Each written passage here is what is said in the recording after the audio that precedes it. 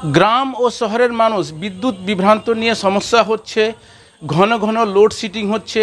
এরই প্রতিবাদে সাংবাদিক সম্মেলন করলেন বিজেপি শহর মণ্ডলের সভাপতি গৌরাঙ্গ দাস। বিষয় হলো আজকে প্রেস মিট করার একটাই উদ্দেশ্য ভারতীয় জনতা পার্টির পক্ষ থেকে কালিয়াগঞ্জের মানুষ এই বিদ্যুতের যে সমস্যা, যে কারেন্ট ঘন ঘন যে বিদ্যুৎ কারেন্ট চলে যাওয়া, এই সমস্যাতে মানুষ নাজেহাল হয়ে গেছে। বিগত দিনেও আপনারা দেখেছেন যে ভারতীয় জনতা পার্টির পক্ষ থেকে একের পর এক বিভিন্ন সমস্যা নিয়ে আমরা কালিয়াগঞ্জ ইলেকট্রিক অফিসে আমরা বিক্ষোভ করেছি, ঘেরাও করেছি এবং বহু জায়গায় সমস্যাও মিটেছে। কিন্তু বেশ কিছুদিন ধরে কালিয়াগঞ্জের মানুষ নাজেহাল হয়ে গেছে ঘন ঘন কারেন্ট চলে যাওয়াতে।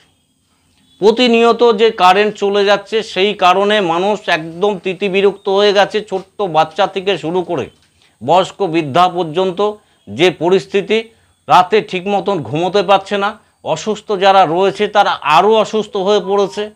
তো সেই কারণে আজকে প্রেস মিট করার উদ্দেশ্য আপনাদের মাধ্যম দিয়ে ইলেকট্রিক অফিসের সমস্ত অফিসার এবং উচ্চপদস্থ যারা ইঞ্জিনিয়ার রয়েছে প্রত্যেকের কাছে কড়া বার্তা আমরা দিচ্ছি ভারতীয় জনতা পার্টির পক্ষ থেকে।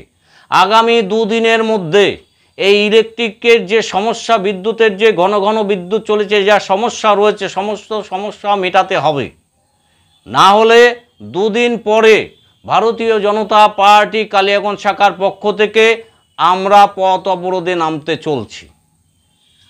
আপনারা দীর্ঘদিন ধরে আন্দোলন করেছিলেন বিদ্যুতের রেট কমানোর জন্য, তাও তো রেট কমেনি, তার জন্য কি করবেন? দেখুন, এই বিষয় নিয়ে আমরা প্রতিনিয়ত ভারতীয় জনতা পার্টি কালিয়াগঞ্জের সমস্ত কার্যকর্তার নেতৃত্ব আমরা প্রতিনিয়ত আন্দোলন করেছি এবং রাজ্যেও আমরা এই বিষয়টা নিয়ে পাঠিয়েছি এবং সেই বিষয় নিয়ে কালিয়াগঞ্জে ইলেকট্রিক অফিসে দিয়েছি। এরা বলেছে উত্তরপ্রদেশ গোটা রাজ্যে চুরি চলছে।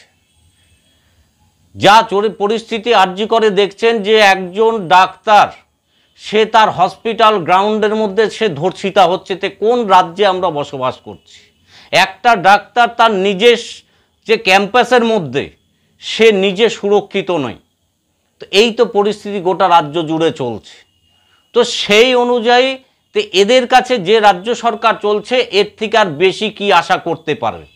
যেভাবে প্রত্যেকটা সাধারণ মানুষ জেগেছে, ডাক্তার থেকে শুরু করে সমস্ত হসপিটালের স্টাফ যেভাবে নেমেছে প্রতিবাদে, তাতে এবং আগামী দিনে প্রত্যেকটা সাধারণ মানুষ নামতে চলছে।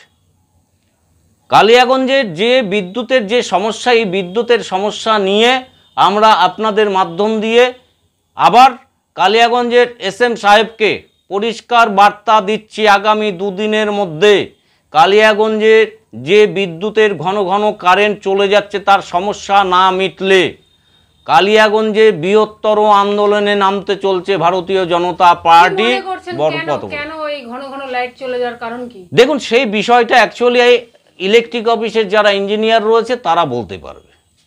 একদিকে মাসুল বৃদ্ধি করেছে, অপরদিকে যা সমস্যা হচ্ছে সেটা তাদের বিষয়, সেটা সাধারণ মানুষ সেই বিষয় নিয়ে বুঝতে তারা চায় না এবং সেই সমস্যা হলে দু একদিন হতে পারে, কিন্তু প্রতিনিয়ত প্রত্যেক দিন রাতে প্রত্যেকটা মানুষ রাত্রে ঘুমোতে পারছে না, তারা রাস্তায় ঘুরে বেড়াচ্ছে, অসুস্থ মানুষ তারা আরও যন্ত্রণায় ছটফট করছে। এই পরিস্থিতির মধ্যে দিয়ে চলছে। আরজি কর নিয়ে তো মুখ্যমন্ত্রী রাস্তা নেমেছে শাস্তির দাবিতে।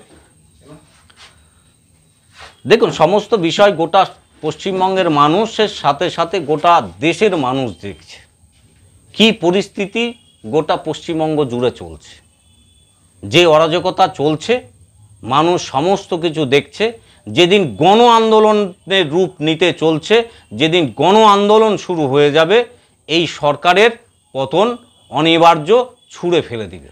উত্তর দিনাজপুর কালিয়াগঞ্জের সুকান্ত মোড় অবস্থিত বিজেপির শহর মণ্ডলের যে পার্টি অফিস রয়েছে সে পার্টি অফিসেই সাংবাদিক সম্মেলন করেন বিজেপির নেতা সন্তোষ বেঙ্গানি, বিনোদ লোহিয়া, গৌরাঙ্গ দাস, আনন্দ পাসওয়ান সহ কয়েকজন বিজেপি কর্মী সমর্থকদের নিয়ে সাংবাদিক সম্মেলন করে হুঁশিয়ারি দিলেন, যদি 2 দিনের মধ্যে বিদ্যুতের সমস্যা না মিটে তাহলে পথ অবরোধ ও বৃহত্তর আন্দোলনের হুমকি দিয়েছেন।